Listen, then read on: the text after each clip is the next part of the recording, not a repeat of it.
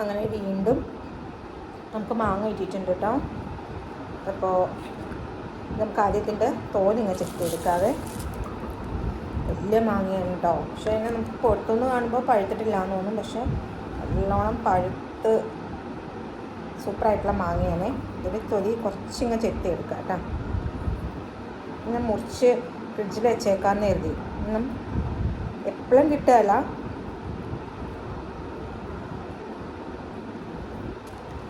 എനിക്ക് തോന്നുന്നത് തായ്ലൻഡിൽ നിന്ന് വരുന്ന മാങ്ങ കേട്ടോ.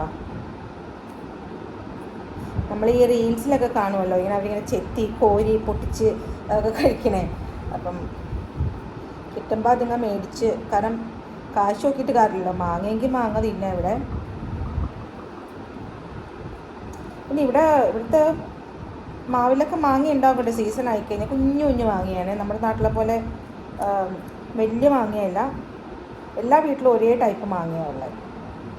പുളിപ്പ് പച്ചമാങ്ങ കൊണ്ട് ചമ്മന്തി അരയ്ക്കാമെന്ന് പറഞ്ഞാൽ പുളിമാങ്ങയുള്ള മാവുകൾ കുറവാണ് കേട്ടോ ഇവിടെ. അങ്ങനത്തെ വയതായതുകൊണ്ട് കൈക്ക് പിടിക്കാനൊരു ബുദ്ധിമുട്ട്.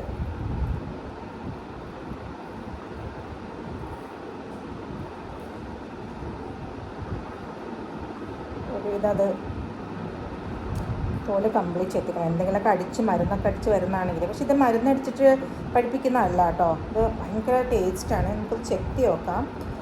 ഇതിങ്ങനെയാണ് ഇതിൻ്റെ അവസ്ഥ. ആദ്യം ഇവിടെ പൊള്ളെന്നാണ് പറയുക അല്ലേ. ഫസ്റ്റ് പീസ് നമുക്ക് അടിപൊളിയിൽ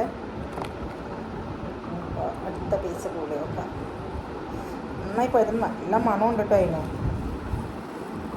മാങ്ങാണ്ടോട്ട് ചേർത്തിട്ടാട്ടോ അത് നോക്കിയത്. സെക്കൻഡ് പീസ്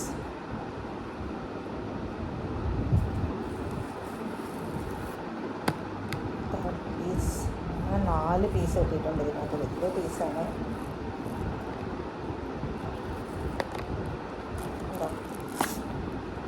താഴ്ത്തപ്പെട്ടത് വലിയ വലിയ പീസുകളാണ്. വാങ്ങാണ്ട് ഇത്ര ഉണ്ട്. ഞാൻ കാണിച്ചു തരാം നിങ്ങൾക്ക്.